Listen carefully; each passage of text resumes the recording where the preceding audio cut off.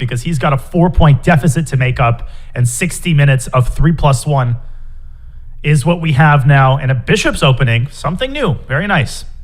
Yeah, bishop's opening is not one you see every day, but it's a fun move order, especially for blitz. It just means you develop the bishop to c4 on move 2, for those who don't speak opening encyclopedia. But we've now transposed into some sort of Vienna game with the knight coming to c3. The Vienna is defined as where you put the knight on c3 before the kingside knight, again, for those who don't speak opening encyclopedia.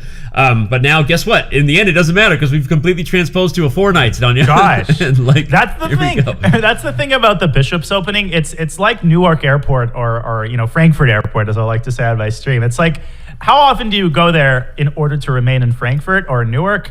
Rarely, right? You fly off to some other destination. So there are these transpositional openings, and it's always cool to see how it transposes from one opening to another, and then finally it kind of settles in on a traditional 4 knights symmetrical position as Wesley goes for the bishop pair. Typical move there, knight a4. And I like this for white. I think white's position is pleasant, but Magnus clearly knows what he's doing.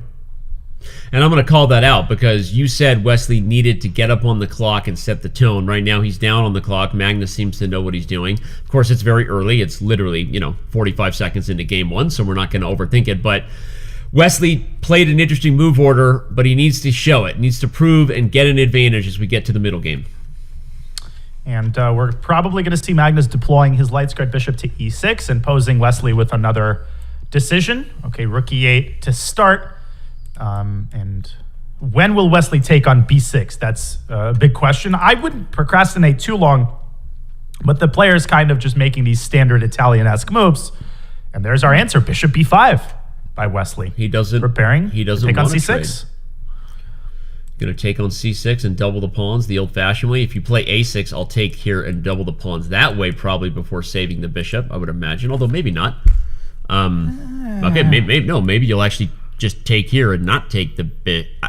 Danya, you're the grandmaster. What should we do here? It's like you can get the burger with the mayonnaise and without the lettuce or with the lettuce. It's like you're making your own little Chipotle bowl on the queen side. Okay, he decides what I thought, but he wants the guac. Yeah, he wants the guac. Give me the guac. Hey, we got a guac over here in order for 2. Meaning he traded both sets of minors there. Then he plays d4 to change the structure, and now I kind of like the position with d6 being weak, but at some point black is going to play d5 anyway. And it's possible to play it now. d5, e5 is Wesley's intended response. And then the knight could drop back to h7, very underrated square, or move forward to h5 in order to clamp down on the dark squares. Magnus pushes a different pawn. I think he wants to open up a little window for his bishop on c6, and he is still preparing to push d5, but Wesley could beat him to the punch and stick his c-pawn on c4, which is why Magnus just put his bishop on e6. Yes. Instead of c6. Yes, I love Danny. That. yes. You know, Robert Hubner put his bishop on e6. Robert Hubner put his bishop on e6 in the 1969 Lone Pine. Yeah. You know, Robert Hubner was one of the most crafty gentlemen I've ever met. Yeah, exactly. He knew how to put the binder pieces on all the right squares. And he always seemed to have the tactics go his way. And then, just when the game reached its critical point, he would push his glasses up, and in that thick German accent of his, he would say, "This is a very good bishop." Queen f6. And what's funny? Knight f4. Did you just blunder queen f6? OMGs or snaps. Forktown population, Wesley's rook on a1. And Morgtown population, Wesley's rook on a1. Nothing like being ripped out of an amazing Yasser Seirawan impersonation experience to someone blundering. I was like in a trance, and then before you know it, I got a blunder on the board. Knight takes c6, queen takes a1, Danny, and if you pick up the knight on d5, Magnus picks up the knight on e6, and then he can trade queens by lifting his queen back to d4. This is just lost right off the bat. Knight f4. That is not something that Robert Hubner would have been happy about. No. Exactly. Robert Hubner would resign here, and Wesley might as well.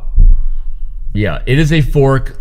The piece on f4 is double attacked. The rook on a1 has a single attacker, but nothing you can do about it.